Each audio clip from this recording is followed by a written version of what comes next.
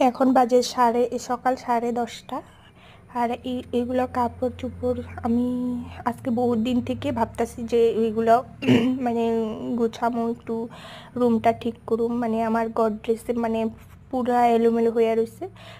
যখনই কোথাও যায় মানে এরকম মানে জলদিতে বাইরে হয়ে যায় আর কি, জামা কাপড় গোছানো হয় না, এলোমেলো হয়ে রয়েছে। তো আমি ভাবলাম যে একদিন টাইম বার করে মানে সব কাপড় চোপড়গুলো একটু ভালো করে গুছিয়ে নেব, একটু ধুয়ে নেব। আর কালকে জামা কাপড়গুলো সব গুছিয়েছিলাম, মানে ধুয়েছিলাম, গুছাইনি মানে ধুয়েছিলাম তারপর করে। আর বহুতই আলসি লাগে সব সময়, মানে আলসির লিগা আমি মানে জামা কাপড় এগুলা এক জায়গায় রেখে দিই, সবসময় ধুই না, গুছাই না। সবারটা ধুই কিন্তু আমি